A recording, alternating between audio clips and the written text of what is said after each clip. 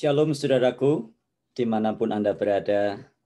Kita jumpa lagi untuk belajar firman Tuhan dan merenungkan firman ayat demi ayat, pasal demi pasal, dan kitab demi kitab. Hari ini kita akan merenungkan ada 4 ayat, yaitu Injil Matius pasal 16, ayat 13 hingga ayat yang ke-16. Lanjutan dari yang kemarin kita sudah sampai Matius 16, ayat yang ke-12. Matius 16 ayat 13 demikian bunyinya. Setelah Yesus tiba di daerah Kaisaria Filipi, ia bertanya kepada murid-muridnya. Kata orang, siapakah anak manusia itu? Maksudnya Yesus bertanya kepada murid-muridnya. Kata orang, siapa aku ini? Nah, kalau kita membaca bagian ini dikatakan Yesus tiba di daerah Kaisaria Filipi. Kalau tadinya Yesus berputar-putar di daerah Galilea yang adalah daerah yang kebanyakan orang-orang Yahudi. Sekarang Yesus menyingkir ke daerah timur laut sekitar 46 km dari Galilea ke daerah yang bernama Kaisaria Filipi. Nah, daerah Kaisaria Filipi ini ada sebagian besar penduduknya bukanlah orang Yahudi. Jadi kemungkinan Yesus datang ke Kaisaria Filipi hanya untuk menyingkir sejenak, untuk mengajar sesuatu kepada murid-muridnya. Nah, kemudian Yesus bertanya, kata orang, siapakah anak manusia itu? Tentunya ini ditanyakan hanya kepada murid-muridnya yang bersama dengan Yesus pada waktu itu. Jadi Yesus bertanya kalimat ini bukan karena Yesus tidak tahu siapa dirinya. Tetapi Yesus menanyakan pertanyaan ini sebagai pertanyaan untuk melompat atau untuk melanjutkan kepada pertanyaan selanjutnya yang kita akan bahas juga pada hari ini.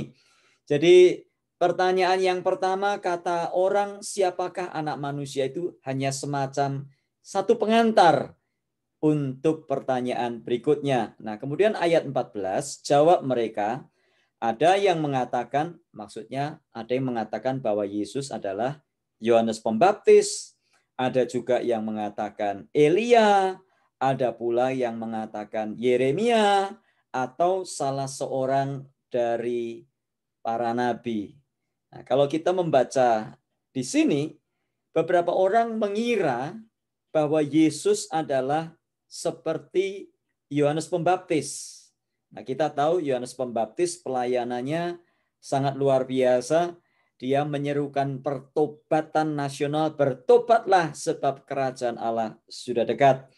Dan sementara beberapa orang lain berpikir bahwa Yesus adalah Elia. Kenapa? Karena Yesus melakukan banyak mujizat. Dan kita tahu pelayanan Elia dari Perjanjian Lama, kita belajar ada banyak sekali mujizat yang dilakukan oleh Elia sehingga orang mempersamakan Yesus dengan Elia. Lalu ada juga beberapa yang lain mengira bahwa Yesus adalah Yeremia. Mengapa? Karena pelayanan Nabi Yeremia di Perjanjian Lama kita membaca Nabi Yeremia menyampaikan nubuat tentang Israel. Lalu juga Yeremia menyampaikan firman Tuhan dengan luar biasa. Sehingga orang berpikir, Yesus ini mungkin Yeremia yang muncul lagi. Nah, mungkin di dalam melihat Yesus, kenapa kok orang-orang berkata seperti itu? Kenapa orang-orang berkata Yesus itu Yohanes Pembaptis, Elia, Yeremia, atau nabi-nabi yang lain? Karena harapan mereka bahwa Yesus itu adalah Mesias yang secara spesifik Mesias politik. Artinya mereka berharap bahwa Yesus akan melepaskan mereka dari penjajahan Romawi. Jadi pada waktu Yesus seperti Elia, seperti Yohanes Pembaptis, seperti Yeremia, mereka berpikir, ini dia orangnya. Tetapi kemudian kalau kita membaca ayat yang ke-15, Yesus bertanya. Lalu Yesus bertanya kepada mereka, tetapi apa katamu? Jadi Yesus sudah bertanya, apa kata orang tentang anak manusia? Apa kata orang tentang aku? Sekarang Yesus bertanya lebih spesifik setelah Yesus mengakhiri kalimat pertama atau pertanyaan pertama yang adalah pengantar tadi, Yesus masuk ke topik yang lebih dalam. Yesus bertanya kepada murid-muridnya, "Apa katamu? Siapakah aku ini?" Dan ini pertanyaan yang sesungguhnya ditujukan kepada murid-murid, tetapi juga bisa diaplikasikan kepada Anda dan saya. Kalau orang berkata, kalau kita bertanya, kata orang belakangan ini, siapa Yesus? Ada yang berkata Yesus itu utusan Allah.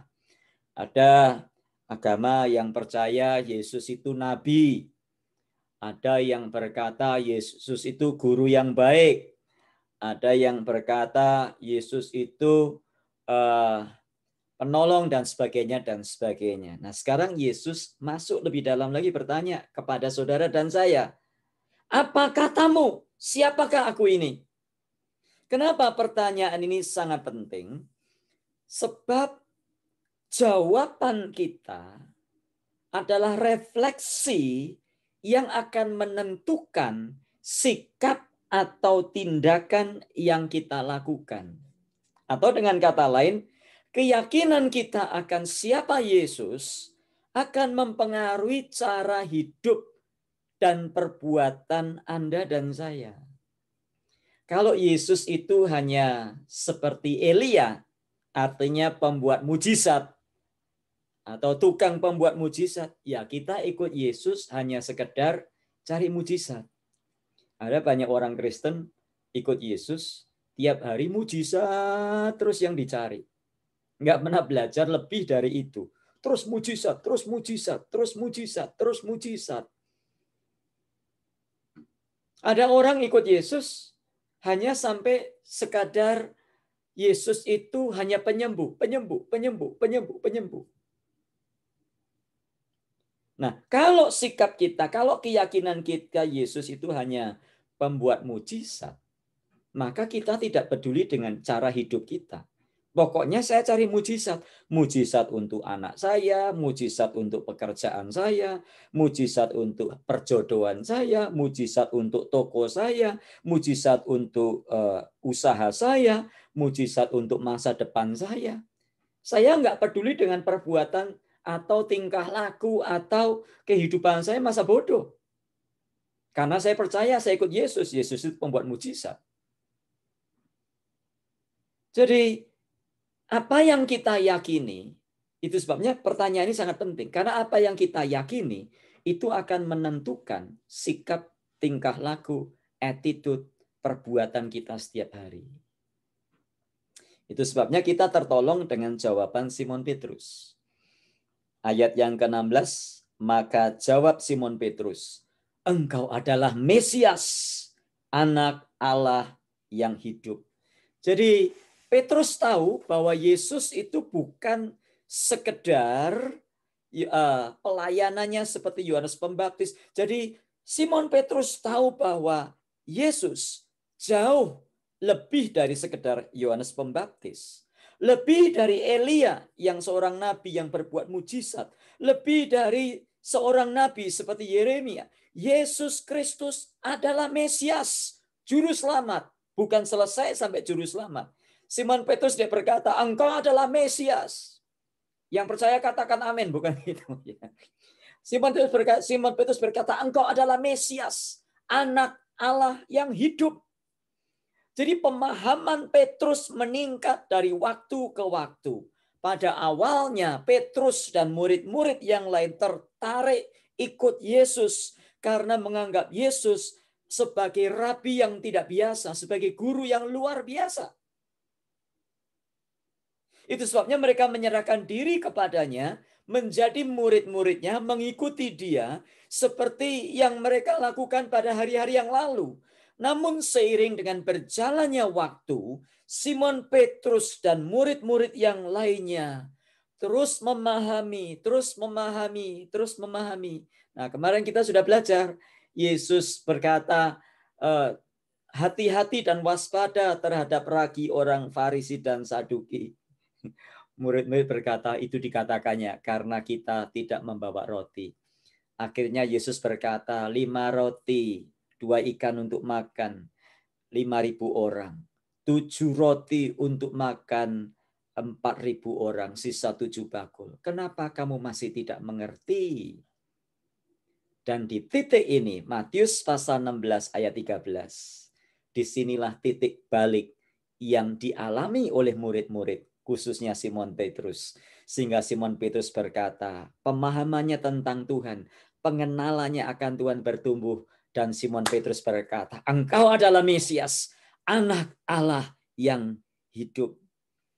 Jadi Simon Petrus bukan sekedar menganggap Yesus itu sebagai Mesias, bukan sebagai rabi, guru, bukan sebagai nabi, tapi engkau adalah Mesias, juru selamat artinya. Engkau adalah anak Allah yang hidup. Nah, kata anak atau istilah anak Allah yang hidup itu istilah yang menunjuk bahwa Yesus adalah Allah yang turun ke dalam dunia menjadi manusia. Dia adalah firman yang menjelma menjadi manusia. Jadi Simon Petrus mengakui, atau inilah satu kredo yang diucapkan oleh Simon Petrus. Engkau adalah Mesias, anak Allah yang hidup. Jadi saudara yang dikasih Tuhan, ikutlah Tuhan, ikutlah Yesus. Dan jangan sekedar memperlakukan Yesus itu sebagai pembuat mujizat, menyembuhkan sakit penyakit, ya, mendatangkan pembeli-pembeli untuk toko, membuat dagangan jadi laris, jadi mak comblang, ya, sehingga kita menemukan jodoh, atau jadi sekedar penjamin masa depan. Tapi ikutlah Yesus sebagai Allah, sebagai anak Allah yang hidup, sebagai Tuhan yang berkuasa atas segala hidupmu. Sehingga kalau kita mengikut Yesus dan kita mengaku Yesus sebagai Tuhan, Juru Selamat, dia sebagai anak Allah yang hidup, maka kita bukan sekedar menerima, mengharap berkat, mengharap, minta berkat, terus minta berkat. Tetapi kita juga menyerahkan hidup kita kepada Tuhan untuk diproses, dibentuk, dihajar olehnya. Karena kita adalah umat-Nya.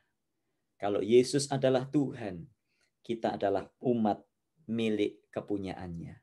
Kalau Yesus adalah Allah, maka kita adalah ciptaan-Nya yang dimaksudkan hidup untuk kemuliaan-Nya. Jadi kita tidak hanya sekedar hidup memburu berkat, ke gereja untuk cari berkat, komsel untuk cari berkat, dengar khotbah untuk cari berkat. Kalau enggak ada berkat, pindah ke gereja lain. Bukan. Tapi kita datang ke gereja, kita datang ke komsel. Kita berdoa untuk mencari dan mengenal isi hati Tuhan. Tuhan, saya mau taat kepadamu. Saya mau ikut kepadamu. Saya mau menyenangkan Engkau karena aku ini milik-Mu. Kemarin di kelas pemuritan saya menyinggung tentang lagu yang seringkali dinyanyikan anak Tuhan, tetapi lagu itu hanya sekedar sampai di mulut saja, ya. Kita nyanyi lagu suka-sukamu Tuhan, suka-sukamu Tuhan. Di mulut gampang. Tapi begitu kita dihadapkan kepada situasi di mana Tuhan memperlakukan kita, Tuhan mengizinkan banyak masalah, banyak kesulitan, banyak tantangan, Tuhan izinkan sakit penyakit. Kita ngomel, loh katanya suka-sukamu Tuhan. Ya, jadi jangan segera joget-joget, saudara. Mari sudah kita berdiri, kita joget-joget, saudara. Suka-sukamu Tuhan. Hati-hati loh nyanyi lagu itu. Ada lagi lagu yang referennya berkata, oh Tuhan Yesus, kerinduan hatiku, mutiara tak ternilai harta milikku. Keindahanmu memudarkan dunia, di mataku Engkau termulia. Yang ku ingini Engkau saja. Betul nggak yang kita ingini Tuhan saja? Kalau kita ini mengaku Engkaulah Mesias, anak Allah yang hidup, kita harus berani loh nyanyi lagu itu. yang kuingini engkau saja. Tapi prakteknya kok yang diingini kok banyak banget ya. Ya, yang diingini kok macam-macam. Katanya yang kuingini engkau saja. Makanya kadang-kadang kalau nyanyi hati-hati ya Bapak Ibu. Ya.